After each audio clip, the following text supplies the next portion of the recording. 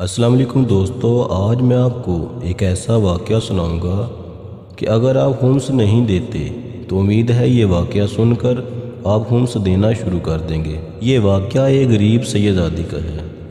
عبداللہ ابن مبارک کا معمول تھا کہ وہ ہر سال حج کو جاتا تھا۔ ایک سال حج کے ارادہ سے کوفہ آیا۔ اس کے پاس 500 دینار تھے۔ اس کا ارادہ تھا کہ سفر کے لیے اونٹ اور دیگر ضروری سامان کوفہ ہی سے خرید کر حج کو چلا جاؤں گا۔ عبداللہ کہتا ہے کہ میں ایک گلی سے گزر رہا تھا۔ کوڑے کے ڈھیر پر میں نے دیکھا ایک عورت منہ پر نقاب ڈالے ایک مردہ بطخ کو صاف کر رہی تھی۔ عبداللہ ابن مبارک نے آگے بڑھ کر کہا، اے کنیز خدا، کیا تم مسلمان نہیں؟ عورت نے کہا، ہاں میں مسلمان ہوں۔ عبداللہ نے کہا، یہ بطخ مردار نہیں؟ عورت نے کہا، ہاں یہ بالکل مردہ ہے۔ عبداللہ نے کہا، کیا تجھے معلوم نہیں کہ اسلام میں مردہ کھانا حرام ہے؟ عورت نے کہا، ہاں مجھے معلوم ہے۔ عبداللہ نے کہا، جب تجھے معلوم ہے تو پھر اسے صاف کس لیے کر رہی ہے؟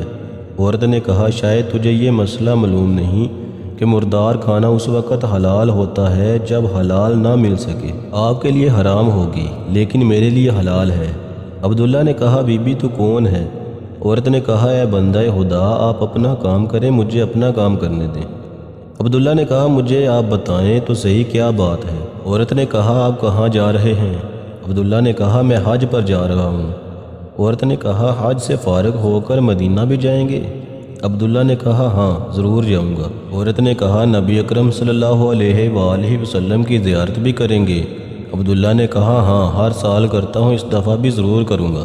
اس عورت نے کہا، جب رسول اکرم صلی اللہ علیہ وآلہ وسلم کی زیارت کرنا تو آپ انہیں میرا سلام عرض کر کے میری موجودہ حالت بتا دینا اور کہنا آپ کی اولاد کے لیے اب حرام بھی حلال ہو چکا ہے۔ عبداللہ نے کہا، بی بی آپ مجھے کچھ تو بتائیں کہ کیا بات ہے؟ عورت نے کہا، عبداللہ کیا بتاؤں، میں رسول خدا صلی اللہ علیہ وآلہ وسلم کی اولاد میں سے ہوں۔ ایک شوہر تھا جسے امت نے اس جرم میں شہید کر دیا کہ وہ اولاد رسول سے تھا۔ اب ایک میں ہوں اور کم سن 4 بچیاں ہیں۔ آج چوتھا دن ہے، مجھے مزدوری تک نہیں ملی۔ جو لوگ مجھے پہچانتے ہیں وہ حکومت وقت کے خوف سے مجھے مزدوری بھی نہیں کرنے دیتے۔ بچیاں بھوک سے بلک رہی تھیں، انہیں بہلا کر گھر سے نکلی ہوں۔ 1-2 گھروں میں مزدوری کی خاطر گئی ہوں، انہوں نے گھر میں دال ہونے ہی نہیں دیا۔ مایوس ہو کر واپس آ رہی تھی کہ کوڑے کے اس ڈھیر پر یہ مردہ بطخ دیکھی۔ اسے صاف کرنے بیٹھ گئی ہوں، یہ گھر لے جاؤں گی اور بچیوں کو پکا کر کھلاؤں گی۔ عبداللہ کہتا ہے کہ میں نے اپنے آپ سے کہا، اولاد رسول کے پاس کھانے کو کچھ نہیں اور ہم رسول خدا صلی اللہ علیہ وآلہ وسلم کی زیارت کو جائیں، کیا فائدہ میرے اس حج کا اور زیارت رسول کا؟ میں نے کہا، بی بی بطخ چھوڑ دیں اور دامن پھیلائیں۔ بی بی نے ابا کا دامن پھیلایا۔ میرے پاس جتنی رقم تھی سب کی سب اس بی بی کے حوالے کر دی۔ اس نے نہ تو سر اٹھایا اور نہ دیناروں کی طرف دیکھا، چپ چاپ اٹھ کر چلی گئی۔ مجھے یہ دعا دی کہ تو نے آل رسول کو حرام کھانے سے بچا لیا ہے، اللہ تجھے جزائے خیر دے۔ میں نے حج پہ جانے کا ارادہ ترک کر دیا اور واپس اپنے گھر آ گیا۔ جب میرے پڑوسی اور دوست حج سے واپس آئے تو میں ان کی ملاقات کو گیا۔ میں نے اپنے تمام دوستوں کو حج کی مبارکباد دی اور کہا، اللہ آپ کا حج قبول کرے۔